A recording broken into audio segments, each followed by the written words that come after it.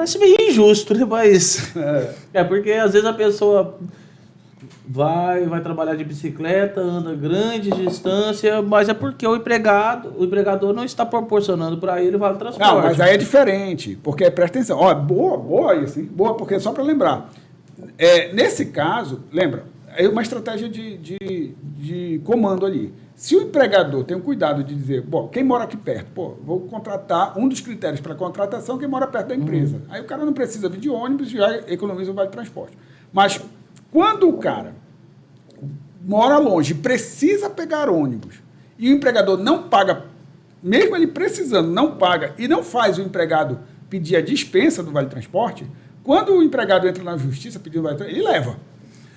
Dá para entender a diferença? Entendi. Porque aí não é o empregado que... Ele não vai de ônibus porque ele não recebe, é diferente. Ele não pediu a dispensa. E essa dispensa de vale transporte? Essa dispensa de vale transporte... O empregado pode ser coagido a assinar, né? Não, mas aí é ilegal. E aí, se o empregado prova isso, olha, eu fui coagido, tenho uma testemunha. É porque... O cara disse lá que eu tinha que pedir a dispensa. Não, é porque aí ou você pede a dispensa ou eu vou te demitir. Não, aí ele leva, aí é legal. Não, eu tô falando quando o cara ele realmente não precisa do transporte público, porque mora perto, ou porque, às vezes, o cara opta, mesmo morando longe, diz assim, não, mas eu não quero. Por quê? Porque eu quero aproveitar para fazer uma atividade física, indo de bicicleta, não sei, pode acontecer, né?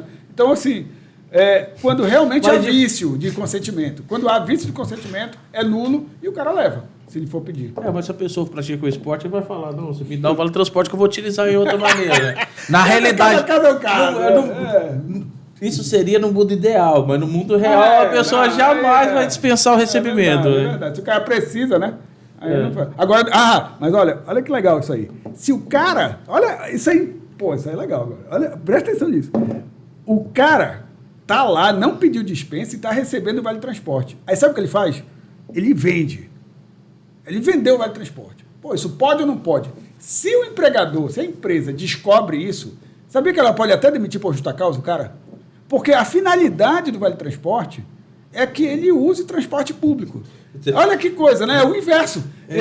O cara recebe, mas ele não quer usar. A gente entende que tem até aquelas barraquinhas, né? Antigamente, hoje eu não vejo tanto. Que era em papel, o cara vendia, recebia. Pois é, aquilo é ilegal. É tanto ilegal por parte do empregador que não dá quando o cara precisa, quanto é ilegal o empregado que recebe quando não precisa. É o inverso, mas que não pode também.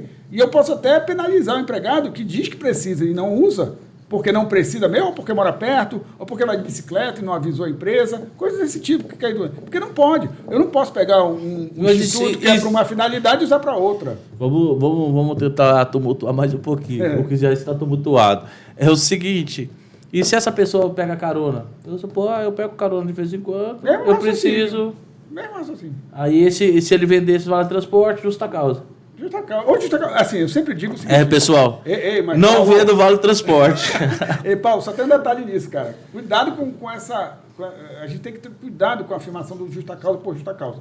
Por mais que tenha motivo para demitir por justa causa, eu sempre oriento os empresários a fazerem o seguinte, os empregadores, né, seja empresário ou não, a olhar o histórico do empregado. Tá, esse cara já vem dando problema? Não, nunca deu. Aconteceu isso aqui, nunca deu problema. Pô, então faz o seguinte, dá uma advertência pro cara. E diz para ele parar com essa prática. E descobriu, nem precisa mais. Dá uma advertência. Pô, o cara continua faltando demais, continua não entregando o que se pediu. Pô, aí é o mesmo fato e tal, né? Continua reiteradamente. Dá uma suspensão para esse cara, porque ele precisa, de alguma forma, ser disciplinado aqui nessa área.